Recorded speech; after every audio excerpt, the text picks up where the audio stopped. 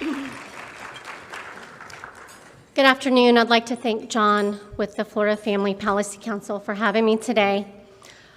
I'm here to tell you how gender ideology almost destroyed my family. I am a stay-at-home mom to 3 amazing children. We're very close with our children, and I spend most of my days volunteering at their schools like most typical stay-at-home moms, taking them back and forth to theater, practice, swim, etc. It's no revelation that COVID lockdowns caused a rapid decline in the mental health of our teens and our children. Our 13-year-old daughter was no exception. She became socially withdrawn, more anxious, and depressed. Leading up to COVID, she had a friend group that was obsessed with anything to do with LGBTQ letters. 3 of the children had come out as non-binary or transgender within 3 months' time. So when our daughter told us she was experiencing distress about her gender at the height of the pandemic, we were completely caught by surprise. She had expressed no signs of gender confusion or distress in early childhood or leading up into this announcement. So we were trying our best to navigate these uncharted waters and support her in the best way we could and help her through her feelings. We found a counselor and started our own research, which led us to gender ideology. School started in September 2020, and I reached out to a teacher and told her the struggles our families had been dealing with.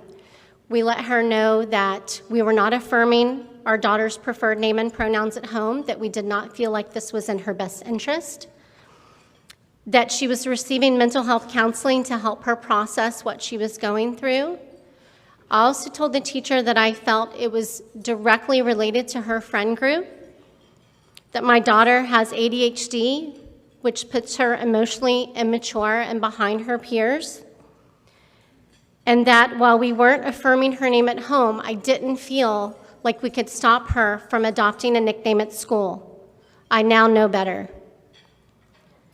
It turns out the teacher I shared my heart with was the LGBTQ advocate on campus.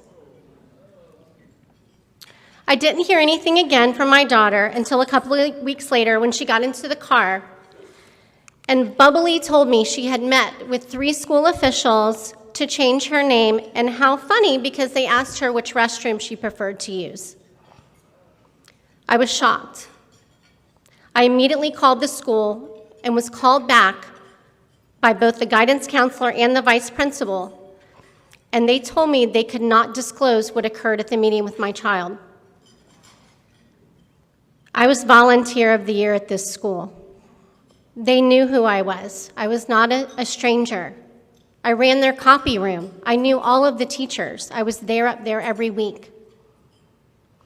They proceeded to tell me my daughter had to give consent by law for me and my husband to be notified and present at the meeting. My 13-year-old daughter, who can't vote, drink, or enter in any other legal contract without our permission or input.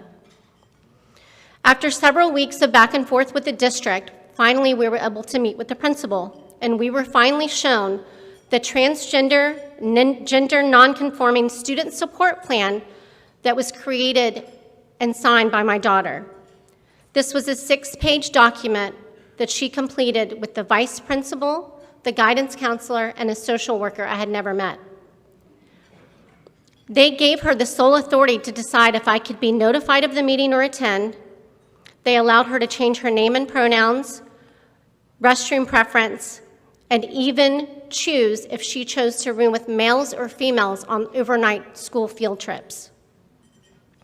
The plan also stated to use her birth name when speaking to us, in effect to deceive us of the social transition that had occurred.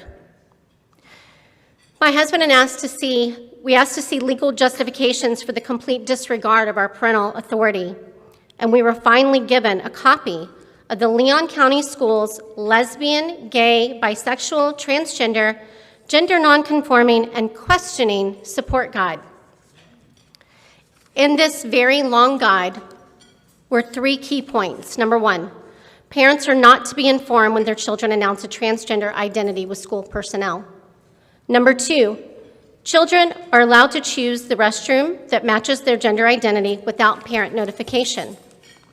Number 3, children have a legally protected right to keep from their parents information regarding their gender identity and steps taken by the district to affirm that identity.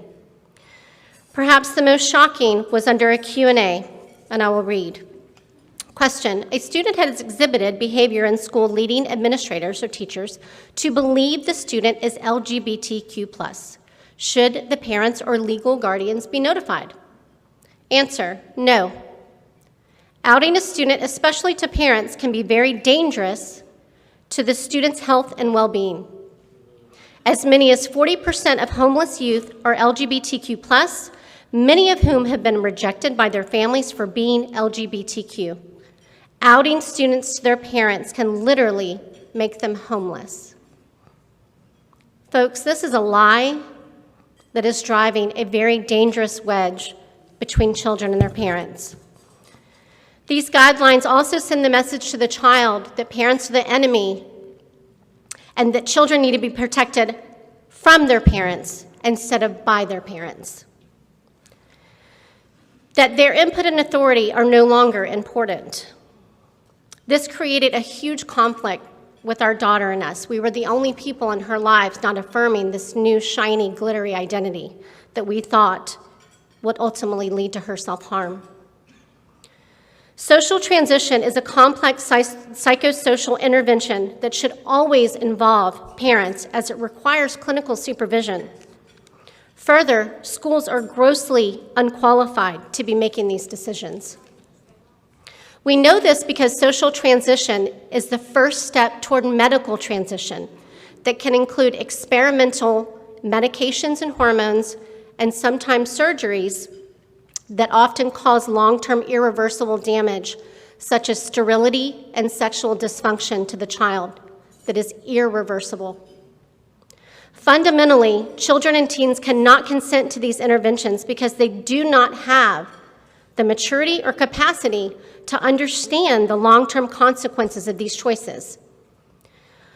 What my husband and I learned after months and months of research is the following. There has been a sharp increase in teen girls suddenly becoming distressed about their gender and coming out as transgender. If you're unfamiliar with the work of Dr. Lisa Littman or Abigail Schreier, please look into their work. They have pioneered research in this area and uncovered what Dr. Littman coins as rapid onset gender dysphoria. And this phenomenon has become a social contagion among teen girls, and now we are seeing teen boys as well. Many of these girls have co-occurring mental health issues, such as anxiety, ADHD, previous trauma, depression, and up to 40% are autistic. When parents are excluded, these issues often go unchecked and unresolved, putting the child at further risk of psychological and physical harm. As with a lot of issues in our culture today, this has become extremely politicized. But I'm here to tell you, this issue impacts all types of families of every race, atheist, religions, everyone. This was also not an isolated incident in Leon County. I wish it had been. This is happening all over our state. I could list 12 counties in the state of Florida that have the same exact guidance